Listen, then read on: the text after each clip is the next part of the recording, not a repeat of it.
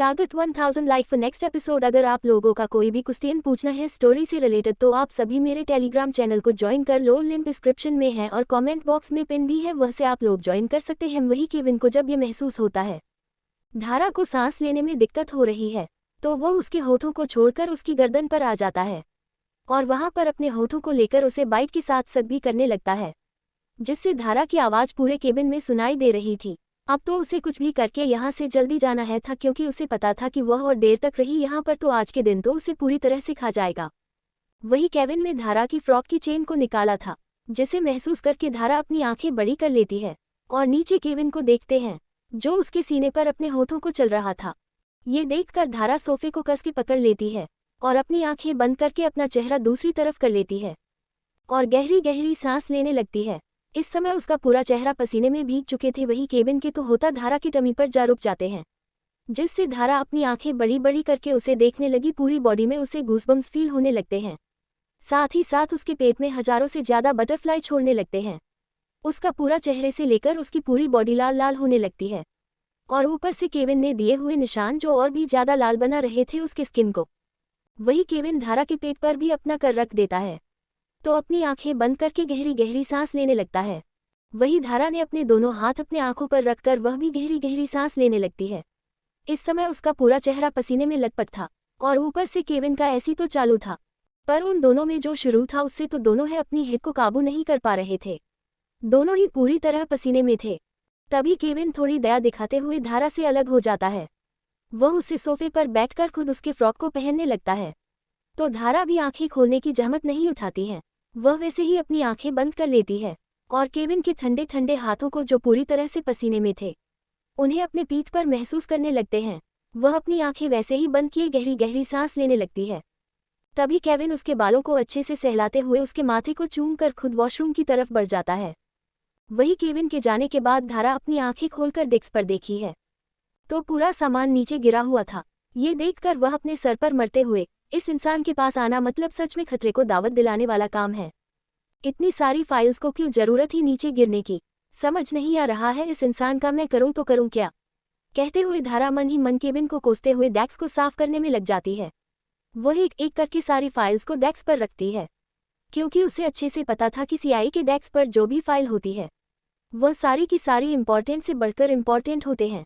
इसी वजह से वह उन सारे फाइल्स को लगाने में लग जाती है। तभी केविन भी बाहर आ जाता है। वह अपने बालों को पूछते हुए टॉवल से आ रहा था। वह सामने जब धारा को ये सब करते हुए देखा है तो एक गहरी सांस लेकर उसे पीछे से बाहों में भर देता है, जिसे धारा एक गहरी सांस लेती है और अपनी गर्दन तिरछी करके उसे देखने लगते हैं।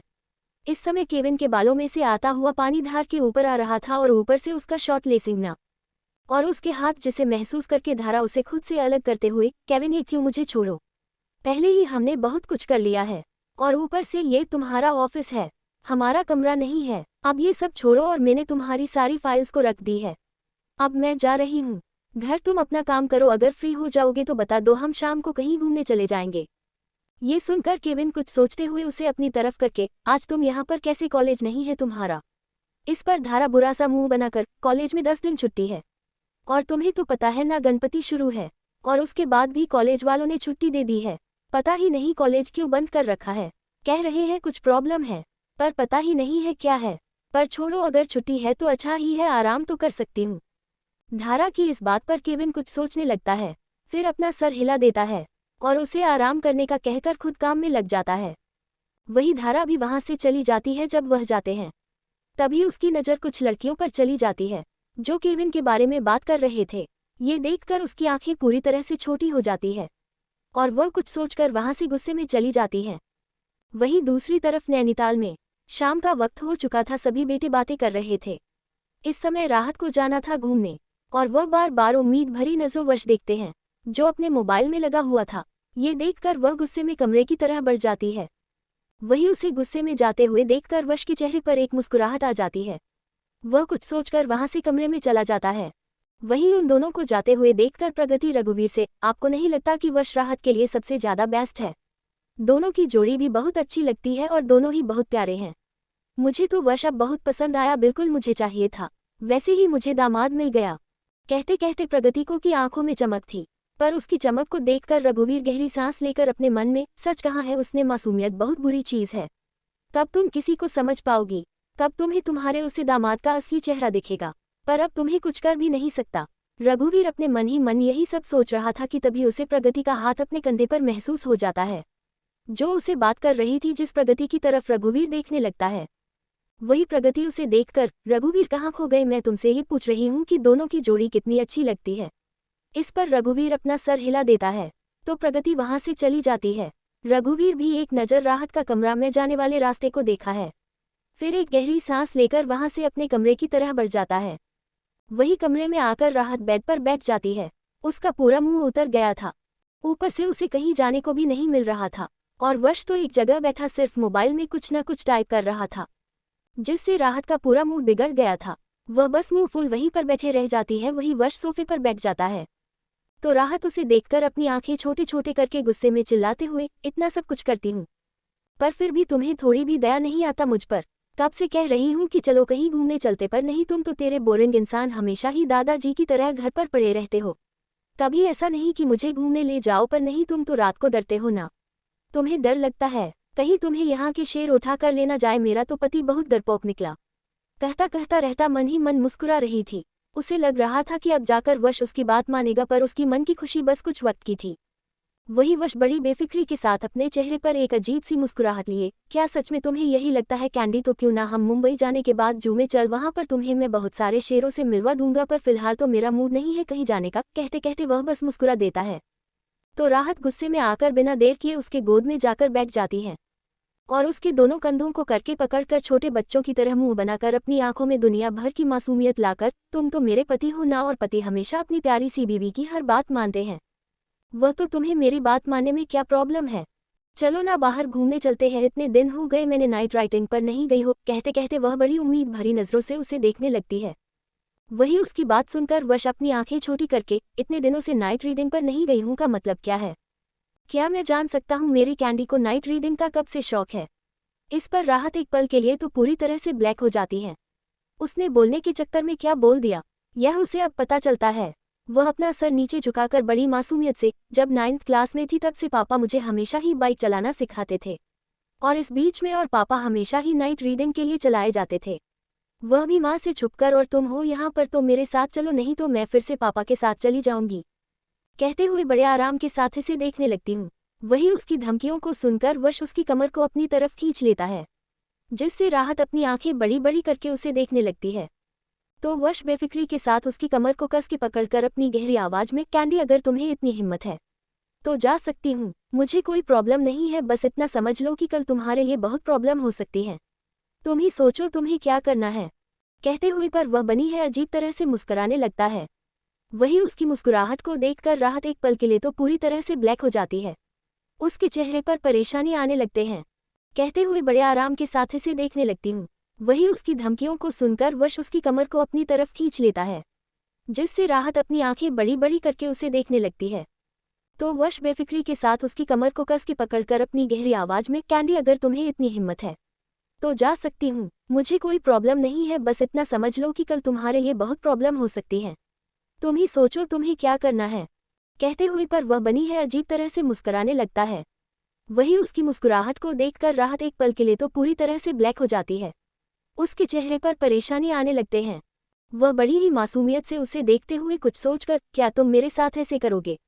माना तुम बहुत ज्यादा खड़ूस हो, पर फिर भी थोड़ा सा तो मुझ पर रहम करो और चलो ना मेरे साथ।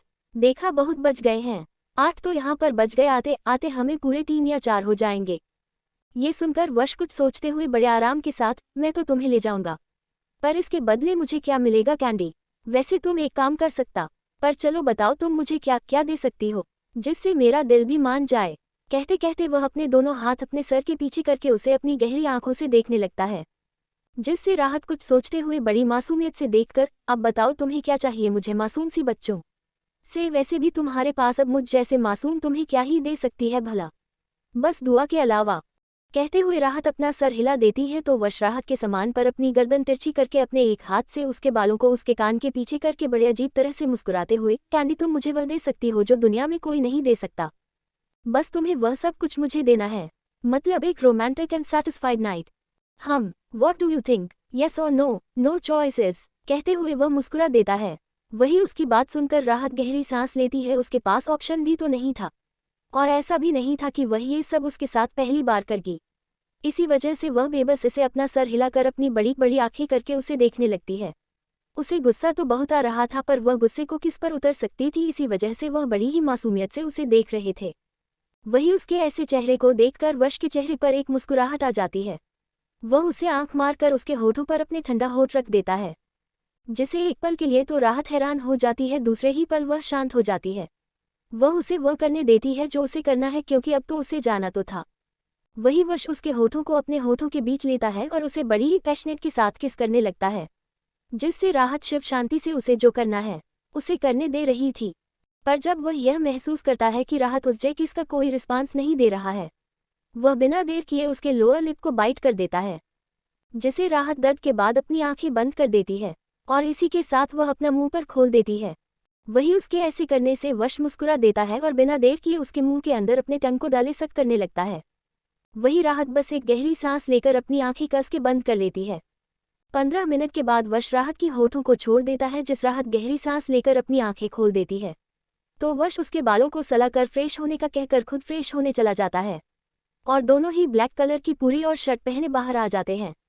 वही जब वह दोनों बाहर आते हैं तो उनके सामने यामाहा प्रो सामने थी, जिसे देखकर राहत को बिल्कुल भी हैरानी नहीं होती है, क्योंकि उसे पता है उसका पति बहुत अमीर है। इसी वजह से वह उसके पीछे बैठ जाती है। दोनों ही हेलमेट पहन लेते हैं। वही वश बाइक को स्कूल स्पीड में ले जा रहा था।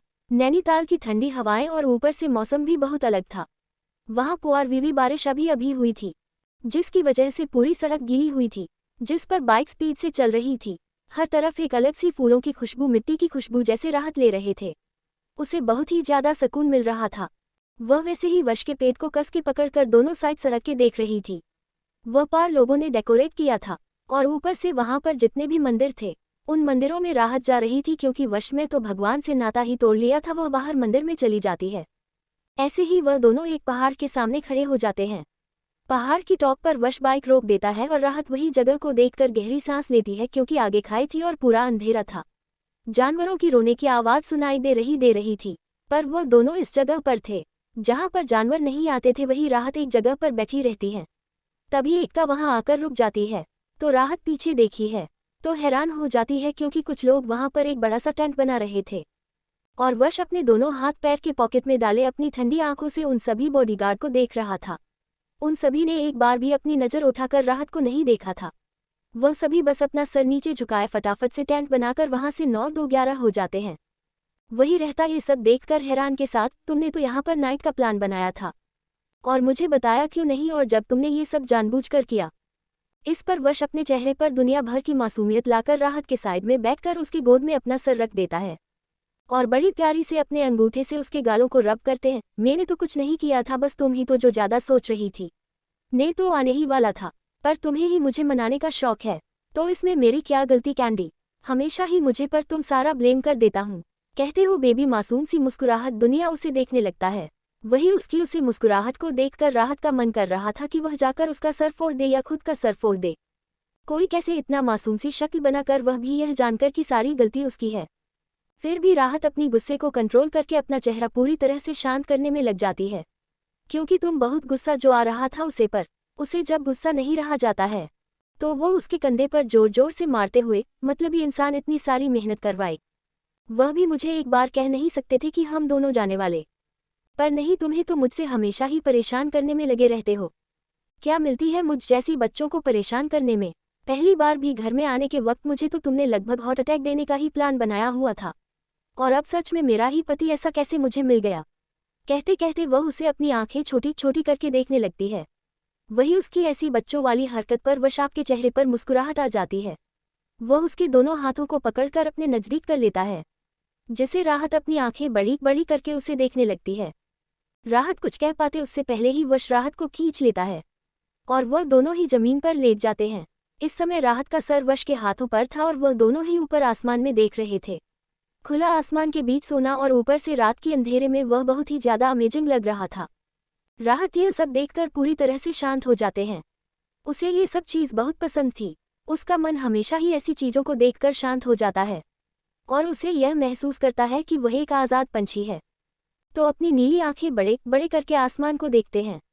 फिर कुछ सोचकर अपने गर्दन तिरछी करके देखते हैं तो उसके आंखें छोटे हो जाते हैं, क्योंकि वह उसे ही बड़ी प्यार भरी नज़रों से देख रहा था। उसे देखकर मुंह बनाते हुए, तुम मुझे क्यों देख रहे हो, ऊपर इतना खूबसूरत व्यू और तुम मेरा चेहरा देख रहे हो, कहते रहते हो। अपनी आंखें छोटे छोटे करके उसे देखते हैं तो वश उसे अपने ऊपर करके उसके सर को अपने सीने से लगाकर बड़े प्यार भरे अंदाज में, पर मेरे सामने तो उससे भी ज़्यादा खूबसूरत व्यू है, जिसे मैं जितनी बार देखो उतना कम होता है मेरे लिए कैंडी। उद्धरण चिन्ह। कहते कहते वो उसके बालों को सहलाने लगता है। वही उसकी बातों को सुनकर राहत के पास कुछ बचा ही नहीं था। वह बस अपना सर रखकर उसकी धड़कनों को सुन जा रही थी। वह कुछ सोचकर उसकी तरफ देखकर बड़े प्यार भरी आवाज में, क्या तुम कभी ऐसे जगह पर आए हो जहां पर यह खुला आसमान हो और तुम उसके सामने ऐसे सो रहे हो। इस पर वश जोर जोर से हंसने लगता है। वह जोर जोर हंस रहा था, फिर रुककर कुछ देर की शांति के बाद अपनी गर्दन तिरछी सी करके, जेल जहां पर मैं 5 साल था और वहां पर हमेशा ही मुझे खुला आसमान में सोने की आदत थी, कहते हुए वो बस उसे देख रहा था। उसके चेहरे पर कोई भी एक्सप्रेशन नहीं थे। वही राहत उसके चेहरे को देखते हैं, उसे बहुत उदासी में होने लगते हैं। पता नहीं क्यों उसकी बातों को सुनकर उसे बहुत बुरा लग रहा था। उसका दिल उसे भारी होते हुए महसूस होता है। वह उसके सीने पर अपनी चिन को रखकर अपनी आंखें बड़ी बड़ी करके बड़ी मासूमियत से उसके दोनों गालों को अपने हाथों में लिए बड़े प्यार भरे आवाज में, क्या तुम मुझे बता सकते हो जब तुम्हारी मैमी तुम्हें छोड़कर चली गई थी तब तुम कितने साल के थे। डोंट स्किप अभी के लिए इतना, मिलते हैं नेक्स्ट एपिसोड में। कल मेरा बर्थडे है तो एपिसोड 7 से लेट मिलेगा या जल्दी में बात नहीं सकती मैं, जितना हो सके उतना जल्दी ट्राई करेंगे एपिसोड देने का, क्योंकि नाइट को तो मुझे टाइम नहीं है, पर फिर भी टाइम निकालो एपिसोड दे दूंगी। 10 भी बज सकते हैं, थोड़ा सा एडजस्टमेंट कर लेना दोस्तों। इस पर वश जोर जोर से हंसने लगता है। वह जोर जोर हंस रहा था, फिर रुककर कुछ देर की शांति के बाद अपनी गर्दन तिरछी सी करके, जेल जहां पर मैं 5 साल था और वहां पर हमेशा ही मुझे खुला आसमान में सोने की आदत थी, कहते हुए वो बस उसे देख रहा था। उसके चेहरे पर कोई भी एक्सप्रेशन नहीं थे। वही राहत उसके चेहरे को देखते हैं, उसे बहुत उदासी में होने लगते हैं। पता नहीं क्यों उसकी बातों को सुनकर उसे बहुत बुरा लग रहा था। उसका दिल उसे भारी होते हुए महसूस होता है। वह उसके सीने पर अपनी चिन को रखकर अपनी आंखें बड़ी बड़ी करके बड़ी मासूमियत से उसके दोनों गालों को अपने हाथों में लिए बड़े प्यार भरे आवाज में, क्या तुम मुझे बता सकते हो जब तुम्हारी मैमी तुम्हें छोड़कर चली गई थी तब तुम कितने साल के थे। कहते कहते वह बड़ी मासूमियत से उसे देखने लगती हूँ और वही उसकी इस सवाल को सुनकर वश बिना किसी एक्सप्रेशन के साथ अपनी गहरी आवाज में 4 साल कहकर वो अपनी आंखें बंद कर देता है। वही उसकी आंखें बंद देखकर राहत आगे कुछ भी नहीं पूछता हूँ। वो बस अपना सर उसके सर से जोड़ अपने मन में, कैसे भी हो पर इस साइको के साथ बहुत बुरा हुआ है। एक तो उसकी माँ का इसे जाना और फिर उसका बाप एक नंबर का ठरकी किस्म का इंसान है। इसका जेल में जाना समझ नहीं आता है भगवान कैसे किसी को ऐसी जिंदगी दे सकता हूँ। पर कोई नहीं, मैं हूं ना, मैं अपने साइको को ठीक करना बहुत अच्छे से जानती हूँ। थोड़ा सा वक्त लगेगा, फिर रहता तू भी इसे ठीक करके ही मांगी, आखिर तू जो इसकी बीवी ठहरे। कहते हुए राहत गहरी सांस लेकर बड़ी ही प्यार भरी नजरों से वश को देखते हैं, जिसने अपनी आंखें बंद की थी। फिर अपनी गर्दन पीछे करके ऊपर आसमान को देखते हैं। उसे बहुत अच्छा लगता है। उसने जो मोबाइल लाया था वह अपने पॉकेट से निकाल देती है और फिर 2-3 अच्छे से सेल्फी लेने के बाद उसे मोबाइल को वैसे ही पॉकेट में डाले अपनी आंखें बंद करके वैसे ही उसके सीने से अपना कर रख देती है। करीब आधे घंटे बाद उसे भी नींद आ जाती है। जब राहत की गर्म सर से अपने सीने पर वश महसूस करता है तो वह बिना देर किए उसे अपनी गोद में उठाकर अंदर टेंट में लाकर उसे अच्छे गद्दे पर सुला देता है और खुद उसकी साइड में जाकर उसे करके अपनी बाहों में भरकर गहरी नींद में चला जाता है। वहीं दूसरी तरफ मुंबई में माहेश्वरी पैलेस, तेजपाल अकेली पैलेस में था। पीछे खड़ा रवि एक साइड खड़ा था और सामने ड्रिंक की बोतल रखी हुई थी। तभी हाल में कोई आ जाता है जिससे तेजपाल और रवि दोनों की नज़र उसे पर चली जाती है। जब उसे शख्स को रवि देखा है तो खुद में ही गुदगुदाता है, प्रधान यहाँ पर क्या कर रहा है, कहते हुए तेजपाल को देखा है जो उसके गले लग रहा है। ये देखकर प्रधान के गले लगाकर उसे सोफे पर बैठे हुए, आओ प्रधान आओ, तुम्हारी ही इंतजार में हम बैठे हैं। वैसे खुशी हुई यह जानकर कि तुम अब सही सलामत हो। पता है मेरे उसे गंदे खून में बहुत दर्द दे दिया है, पर तुम्हें बदला लेना चाहिए, उससे क्या सोचा है, कहते हुए तेजपाल मुस्कुरा देता है। वही उसकी बात सुनकर रवि एक पल के लिए हैरान हो जाता है। तो अपने मन में कैसा इंसान है, अपने ही बेटे की बर्बादी का कारण बन रहा है। समझ नहीं आ रहा है कोई कैसे इतना नीचे गिर सकता है। अब तो यह इंसान पागल बनने वाला है जो अपने ही बेटे से दुश्मनी मोल रहा है। एक तो यहाँ पर दुश्मनी काम करने की कोशिश करने की जगह ये बढ़ाने पर तुले हुआ है। इसे अच्छे से पता है कि इसका बेटा क्या क्या कर सकता है। पर इसके अंदर जैसे दिमाग ही नहीं है। अगर इसे खुद बर्बादी की ओर जाना है तो मैं अभी क्या कर सकता हूँ? मुझे भी अब जाना चाहिए यहाँ पर, ये दोनों भी खुद को बर्बाद कर देंगे और मुझे भी करने में कोई कसर नहीं छोड़ेंगे। कहते हुए रवि वहां से कुछ बहाना मारकर चला जाता है। वही रवि के जाने के बाद तेजपाल प्रधान की तरफ देखकर, प्रधान कुछ पता चला आखिर कैसे तुम उसे बर्बाद कर सकते हैं? मुझे कुछ भी करके उसकी बर्बादी चाहिए, और खास करके उसकी बीवी की मौत। मैं कुछ भी करके उसे खुशी में नहीं देख सकता। कुछ करो जिससे उसे भी दर्द महसूस होने लगे।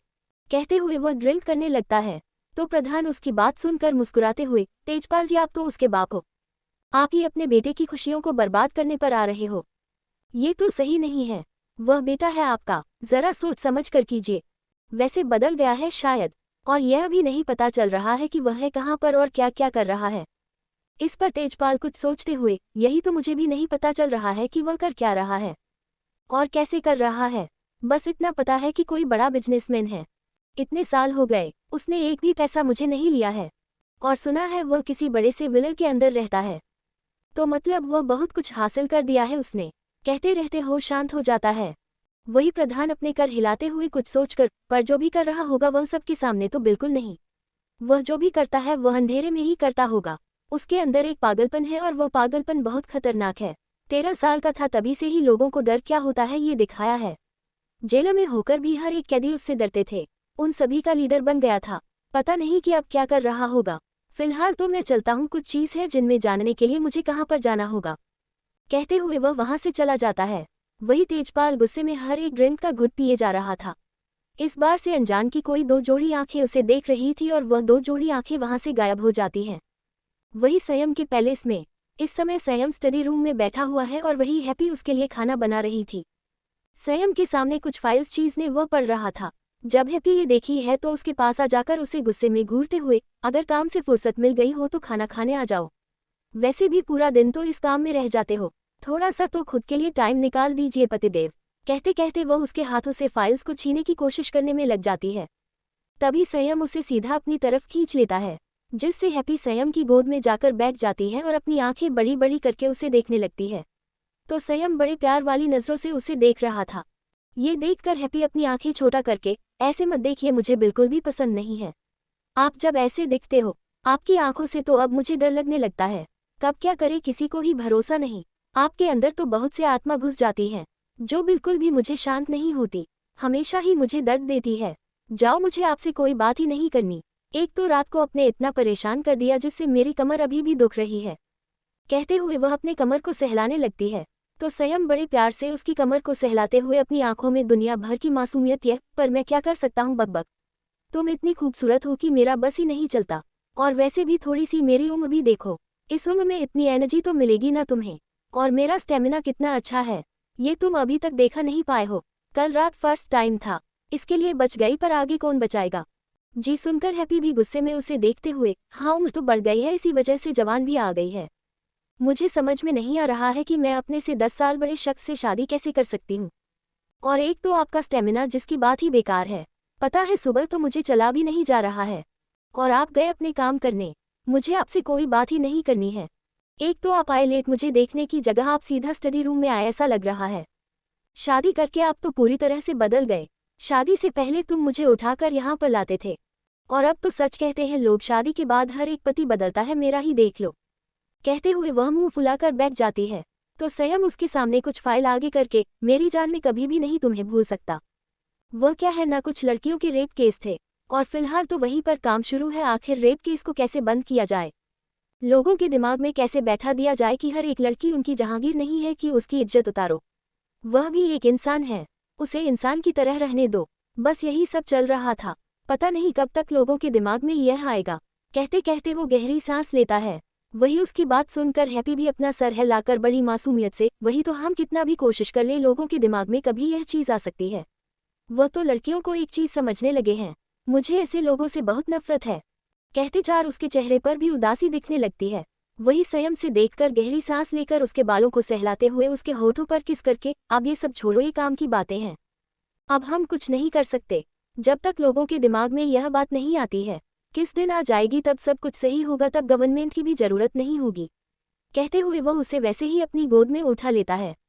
तो हैप्पी भी अपना सर हिलाकर अपने दोनों हाथ उसके कंधे पर रख देती है।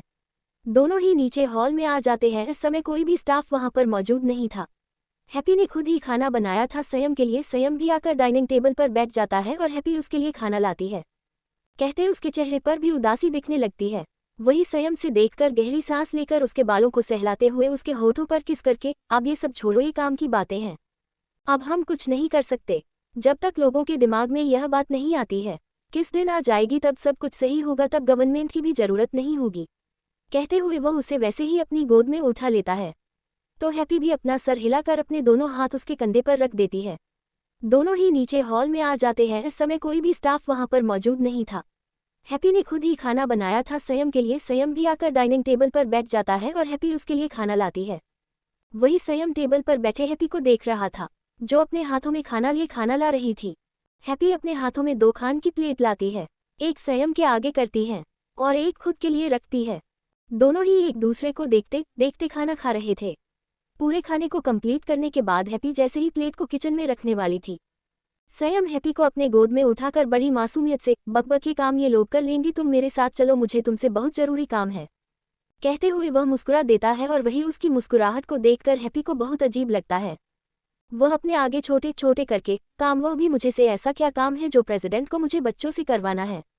इस पर संयम अपने चेहरे पर एक फ्लिटी मुस्कुराहट लाकर, बच्ची से नहीं, प्रेसिडेंट की वाइफ से काम है, और वैसे भी यह बच्ची है, अब शादीशुदा हो चुकी है और बहुत कुछ कर भी चुकी है। शादी के बाद जो जो होता है वह एक बच्ची तो बिल्कुल नहीं करती, बकबक कहते हुए वैसे एक आंख मार देता है।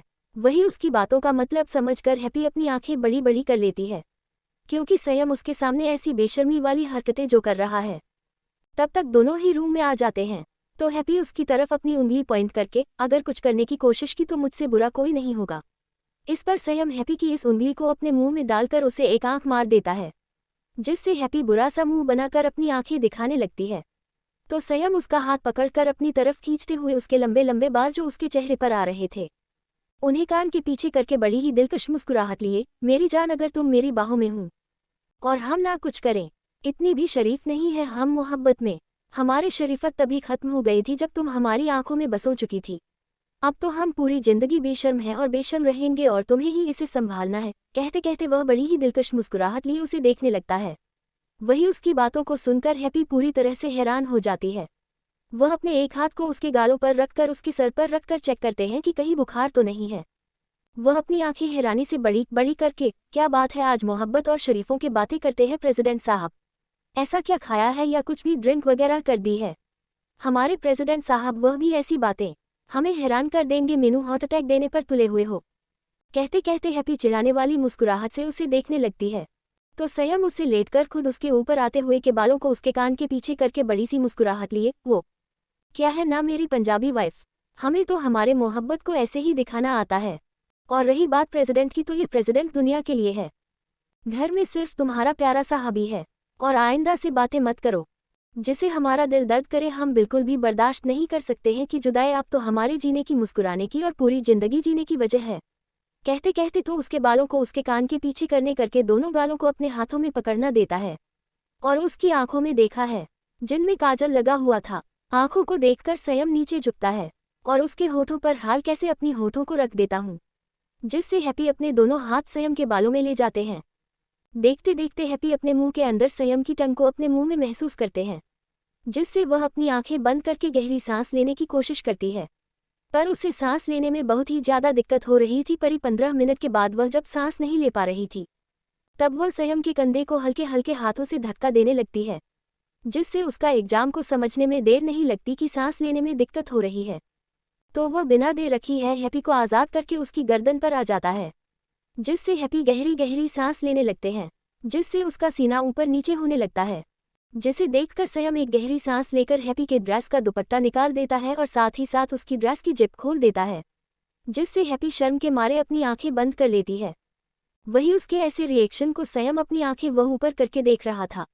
उसके होठ जरूर गर्दन पर थे, पर वह हैप्पी की शर्मा हाथ को साफ साफ देख सकता था, जिसे देखकर उसके चेहरे पर तिरछी मुस्कुराहट आ जाती है। वह बिना देर किए हैप्पी की गर्दन पर बाइट कर देता है, जिससे हैप्पी अपने होठों को अपने मुंह के अंदर दबाने लगती है और अपने सर ऊपर की ओर कर देती है। वही उसकी ऐसी हरकतों को देखकर संयम और ज्यादा मजा आने लगता है। वह वैसे ही उसकी गर्दन पर बाइट करने लगता है, जिससे हैप्पी अपनी गर्दन को ऊपर की ओर करके संयम के कंधे पर मरने की कोशिश करती है। तभी संयम उसके हाथों को पकड़कर उसके सर के ऊपर कर देता है, जिससे हैप्पी अपनी सर नीचे करके उसे देखते हैं, जो मुस्कुराते हुए उसे ही देख रहा था। उसकी मुस्कुराहट में साफ साफ बेशर्मी दिख रही थी। ये देखकर हैप्पी एक गहरी सांस लेते हैं। वह ऐसे ही गहरी सांस लेती है, तभी वह जोर से चीख देती है, क्योंकि संयम ने जब ये देखा कि हैप्पी ने खुद को रिलैक्स छोड़ दिया है, तो उसके मन में शैतानी सूझ गई और वह फिर से उसके गर्दन पर बाइट कर देता है, जिसे हैप्पी इस बार रोक नहीं पाती है और वह उसे अपनी आंखें छोटी छोटी करके किसी जंगली बिल्ली की तरह घूरने लगते हैं। तो वह एक मासूम प्यारी बिल्ली की तरह उसे देखने लगता है। ये देखकर हैप्पी अपनी आंखें छोटी छोटी कर लेती है, तो संयम बड़ी मासूम भरी आवाज में, बकबक ऐसे मत देखो, कुछ कुछ होने लगता है मुझे। फिर तुम कहती हो कि मुझे बहुत दर्द देते हो, सारी गलती तुम्हारी है, क्यों ऐसे देखती हूँ जिससे मैं सब कुछ खोकर तुम्हें अपना बनाना चाहता हूँ। पागल कर रही हूँ मुझे वाइफी, अगर मैं पागल हो गया ना तो सब कुछ छोड़कर तुम्हारे ही पीछे पड़ जाऊंगा, वह भी 24 ओवर, तो समझो क्या क्या हो सकता है। कहते कहते वह बड़ी ही मासूमियत से उसे देखने लगता है, तो हाथ ही उसके कंधे पर जोर से मारते हुए, कोई कह सकता है मतलब सीरियसली इस समय तुम एक प्रेसिडेंट न लगकर प्यार में डूबे हुए आशिक लग रहे हो। समझ नहीं आ रहा है मैंने क्या किया था जो मुझे तुम जैसा पति मिल गया। कहते कहते अपना सर हिला देती है, तो संयम उसके पैरों को अलग करते हुए उसके ड्रेस को निकाल लेता है और खुद भी अपने कपड़े निकालकर उसकी तरफ बढ़ते हुए, अब जैसा भी हूँ तुम्हारा हूँ, और सही कहा आशिक तो हूँ, वह भी हर एक हदे पर करने वाला, तुम्हारा दीवाना। कहते कहते उसकी तरफ बढ़ जाता है। तभी हैप्पी को अपने पैरों में दर्द होने लगता है, तो वह अपनी आंखें बंद करके संयम के हाथों को कस के पकड़ लेती है। वही संयम 2 पल रुक जाता है, जब तक हैप्पी गहरी गहरी सांस नहीं लेती। जब उसकी सांसें नॉर्मल हो जाती है, तो वह अपनी स्पीड को बढ़ा देता है, जिससे दोनों की ही फ्रेग्रेंस मेल्ट हो जाती है और पूरा रूम में सिर्फ और सिर्फ उन दोनों की आवाज़ सुनाई देती है। ऐसी तो चालू था, पर रूम में अलग ही टेम्परेचर बढ़ चुका था, जिससे दोनों ही एक सफ़ेद चादर के नीचे पसीने में लटपट हो रहे थे, पर रुकने का कोई नाम ही नहीं ले रहा था। हैप्पी की आवाज़ जैसे अब पूरी तरह से आप रूम में गूंज रही थी, और संयम उन आवाज़ों को सुनकर हर एक सेकंड वाइल तो कभी जेंटल होता जा रहा था। ऐसे ही पूरे 2 घंटे बाद संयम हैप्पी से अलग हो जाता है और उसकी तरफ देखा है, जो पूरी तरह से पसीने में लटपट थी। उसे देखकर वह मुस्कुरा देता है, जिससे हैप्पी उसके तरफ देखकर उससे गुस्से भरी आवाज़ में, तुसी थोड़ी तो शर्म करो, यहाँ पर आपकी वडी दर्द से मर रही है और तुसी हो जो किसी पागल कुत्ते ने काटा है, वैसे हंसी ही जा रहे हो, थोड़ी सी तो शर्म रखो। अब जल्दी से हंसो मत, मेनू उठाओ और वॉशरूम लेकर चले जाओ, मेनू ना गिला गिला चिपचिपा गंदा लग रहा है। कहते हुए वह अपने पूरे बॉडी को देखने लगती है और गुस्से में मुंह फुलाकर, शेमलेस, इस पर संयम उसके ऊपर आ जाता है, जिससे हैप्पी को कुछ भी समझ नहीं आता है। तो संयम अपने चेहरे पर एक तिरछी इसलिए एक आंखों से मारकर उसके कानों में बड़ी ही बेशर्मी भरी मुस्कुराहट लिए, yes I am going to FHCK your shameless, कहते हुए वह एक आंख मार देता है, जिसे हैप्पी के चेहरे पर गुस्से के साथ कर शर्म के मारे एक्सप्रेशन आ जाते हैं। वह अपना सर नीचे झुका लेती है, उसे बहुत ही ज्यादा शर्म महसूस हो रही थी और ऊपर से संयम कैसी बातों से तो पूरी तरह से शर्म से पानी पानी हो गई थी। वह करती तो करती क्या, उसके सामने उसका पति जो इतना बेशर्म है। वह गहरी सांस लेती है और अपनी आंखें बंद कर लेते हैं, क्योंकि उसे पता था कि अगर वह कुछ बोलेगी तो यही होगा उसके साथ और उसे और भी ज्यादा शर्माना पड़ेगा। इस पर संयम उसके ऊपर आ जाता है, जिससे हैप्पी को कुछ भी समझ नहीं आता है। तो संयम अपने चेहरे पर एक तिरछी इसलिए एक आंखों से मारकर उसके कानों में बड़ी ही बेशर्मी भरी मुस्कुराहट लिए, yes I am going to FHCK your shameless, कहते हुए वह एक आंख मार देता है, जिसे हैप्पी के चेहरे पर गुस्से के साथ कर शर्म के मारे एक्सप्रेशन आ जाते हैं। वह अपना सर नीचे झुका लेती है, उसे बहुत ही ज्यादा शर्म महसूस हो रही थी और ऊपर से संयम कैसी बातों से तो पूरी तरह से शर्म से पानी पानी हो गई थी। वह करती तो करती क्या, उसके सामने उसका पति जो इतना बेशर्म है। वह गहरी सांस लेती है और अपनी आंखें बंद कर लेते हैं, क्योंकि उसे पता था कि अगर वह कुछ बोलेगी तो यही होगा उसके साथ और उसे और भी ज्यादा शर्माना पड़ेगा। वही संयम उसकी आंखें बंद और चेहरा पूरा तरीके से लाल होते हुए देखकर मुस्कुरा देता है। उसको चेहरे पर जंग जीतने वाली मुस्कुराहट आ जाती है। उसने तो हैप्पी को कुछ बोलने के लायक ही नहीं छोड़ा था। जो लड़की उसके सामने पहले इतना बोलती थी आज वह अपनी आंखें बंद किए हुए लेटी है। ये देखकर संयम के चेहरे पर मुस्कुराहट आ जाते हैं। पता चल चुका था कि हैप्पी को शांत कैसे किया जा सकता है। वह सिर्फ वॉशरूम में ले जाकर खुद उसकी पूरी बॉडी पर अपने हाथों को फिर आने लगता है, जिससे हैप्पी अपनी आंखें छोटे छोटे करके, यह आपके हाथ कहाँ पर जा रहे हैं, जरा इन्हें काबू में रखिए, बहुत इधर उधर होने लगे हैं, अब मैंने छोड़ देंगे वही बेहतर है। सच में तुसी ना बड़े वाले बेशर्म हो, मौका मिला नहीं और शुरू हो गए दूर। हटिए, मैं कर दूंगी। इतना ही कह पाई थी कि संयम उससे सीधा अपनी गोद में ही बेटा देता है, जिसके बाद तो हैप्पी के पास कुछ बोलने लायक ही नहीं रहता है। वह गहरी सांस लेकर वहीं बैठ जाती है और वह संयम उसकी पूरी बॉडी को क्लीन करने लग जाता है। वह वैसे ही उसे अपनी गोद में उठाए अपने साथ रूम में लाता है। रूम में लाकर यूएई अच्छी तरह से बेड पर लेटकर खुद उसकी साइड में बैठ जाता है। इस समय दोनों ने ही कोई भी कपड़े नहीं पहने थे। हैप्पी तो पहनना चाहती थी, पर संयम अब तो पूरी बेशर्म ही बन चुका था। उसने तो साफ साफ हैप्पी से मना कर दिया, पर ऐसे ही जबरदस्ती बिना कपड़ों के हैप्पी को स्वयं के साथ लेटना पड़ा। वहीं दूसरी तरफ नैनीताल में सभी शांति से सोए हुए थे, पर किसी की नींद आंखों से पूरी तरह से ओझल हो चुकी थी। अनुज के विला के अंदर अनुज अपने कमरे में बैठा हुआ था। वाइन की बोतल चारों तरफ फैली हुई थी और सामने बड़ी सी राहत की तस्वीर लगाई हुई थी, और वह उसी तस्वीर को किसी पागलपन की और दीवानगी अपनी आंखों में तस्वीर को देख रहा था। इस समय अनुज का पूरा हुलिया ही बदल चुका था। जो डिसेंट लुक में दे रहा था, आज वह ऐसा लग रहा था कि वह पूरी का पूरा ड्रिंक में नहा चुका है। हर तरफ बोतल और उसके हाथों में वाइन रख की बोतल को पकड़े हुए था, और सामने पूर्वी अपने बेटे की हालत को देख रही थी। वह ये सब देखकर अपनी आंखें बंद कर लेती है और दरवाजा बंद करके बिना कुछ बोले वहां से चली जाती है, क्योंकि वह और देर तक अपने बेटे को ऐसे खुद को बर्बाद करते हुए नहीं देख सकती थी। वही अनुज जो अपने कमरे में था, वह अपनी नशीली आंखों से लड़खड़ाते कदमों से उसे तस्वीर को छूने के लिए बढ़ रहा था, पर एक बोतल के बीच में आने से अनुज अपना बैलेंस बिगड़ लेता है और वह नीचे भर जाता है। नीचे गिरने की वजह से उसकी साइड में एक बोतल थी, उसे पर उसका हाथ लग जाता है, जिससे उसके हाथों से खून आने लगता है, जिससे वह दर्द की जगह जोर जोर से हंसने लगता है। वह भी किसी पागल की तरह वह अपने हाथों में बहते हुए खून को देखकर, मोटी तुम कैसे नहीं मेरे प्यार को देख पाई, देखो मेरे खून में भी तुम्हारी नाम दिखने लगा है, मुझे मेरी खून की मोहब्बत रंगने वाली हूँ, देखो तुम्हारे लिए मुझे क्या क्या करने पड़ रहा है। एक ऐसा खेल खेलना पड़ रहा है जिसमें सिर्फ और सिर्फ खून ही खून है, पर मैं तुम्हारे लिए वह सब कुछ करना चाहता हूँ, क्योंकि चाहे मेरा खून ही क्यों ना बहता रहे, पर तुम्हें मैं पाकर ही रहूंगा। जब से प्यार का मतलब समझा हूँ तब से तुम्हें अपना बनाने की जिद पर आ चुका हूँ। हर एक चीज में तुम्हें देखता हूँ, मेरा पहला और आखिरी प्यार हो तुम। तुम्हें कैसे मैं खुद से अलग कर सकता हूँ, तुमने तो मुझे धोखा दे दिया, मेरी जगह किसी और से शादी कर ले, अब मैं क्या करूँ तुम्हारे साथ। कहते हुए अनुज अपने हाथों को अपने कपड़ों से पहुँचते हुए राहत की तरफ बढ़ जाता है। वह राहत की तस्वीर के सामने आकर अपना खून भरा हाथ जैसे ही उसे की तस्वीर के सामने लाने वाला था, वह उसे हाथ में पीछे खींचते हुए, नहीं नहीं नहीं, मैं अपनी मोटी पर खून की कैसे बूंद ला सकता हूँ, उसे तो सबसे दूर रखना है, वह तो खून देखकर ही डर जाते हैं। नहीं नहीं, ये खून की बूंद सिर्फ और सिर्फ मेरे लिए ही बनी हुई है, मैं अपनी मासूम सी प्यारी सी मोटी पर नहीं ले जा सकता, उसे दर्द होता है और वह दर्द को सहती नहीं है। कहते कहते बड़ी ही अजीब तरह से सामने राहत की तस्वीर को देख रहा था। इस समय उसकी आंखों में पागलपन हद से ज्यादा दिख रहा था। उसके अंदर प्यार मोहब्बत न होकर एक पागलपन था, एक जिद थी जो किसी भी हाल में हासिल करना था राहत को। वही उसकी हंसी को बाहर खड़े देवनंद सुन रहा था। वह अपने सर को दबाते हुए खुद से ही, आखिर क्या हो गया है मेरे बेटे को, ऐसी पागल वाली हरकतें कर रहा है, उसे लड़की के लिए समझ नहीं आ रहा है, उसे लड़की ने ऐसा कौन सा जादू कर दिया है जो ऐसे पागल बन चुका है, खुद को बर्बाद करने पर तुला हुआ है, और ऊपर से उसे राहत ने तो इसके प्यार को ठुकरा ही दिया और कर दिया किसी से शादी। कितने सपने में सजाए थे मेरे बेटे ने, पर नहीं, उसे लड़की की वजह से आज मुझे क्या क्या देखना पड़ रहा है। कहते हुए देवनंद गुस्से में वहां से चले जाते हैं, और वही अनुज कभी रो भी रहा था, कभी हंस भी रहा था, और बाहर खड़े जितने भी मेड थे उसकी आवाज सुनकर डर की वजह से वहां से चले जाते हैं। वही सुबह के 6 बजे जैसी ही धूप की रोशनी राहत के चेहरे पर आ जाते हैं, तो वह अपनी आंखें खोल देती है। वह जैसे ही अपनी आंखें खोलता है तो सामने उसे बहुत ही सुंदर सा आसमान देखने को मिलता है, जिससे उसकी आंखें पूरी तरह से खुल जाती है और वह अंगड़ाई लेकर वहीं पर बैठ जाती है। वह चारों तरफ देती है तो टैंक में उसके अलावा कोई भी नहीं था। ये देखकर वह खुद से ही, अब ये साइको कहाँ पर गया दिखे नहीं रहा है, पता नहीं मुझे यहाँ अकेला छोड़कर खुद कहाँ पर चला गया।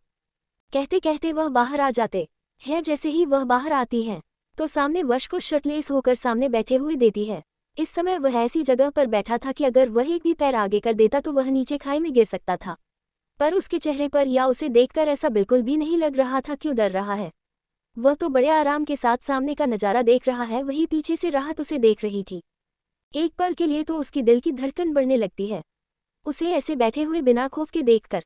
वह गौर से उसे देखते हैं, तभी उसकी नज़र उसकी पीठ पर चली जाती है, जहां पर टैटू तो नहीं थे पर हाँ निशान बहुत थे।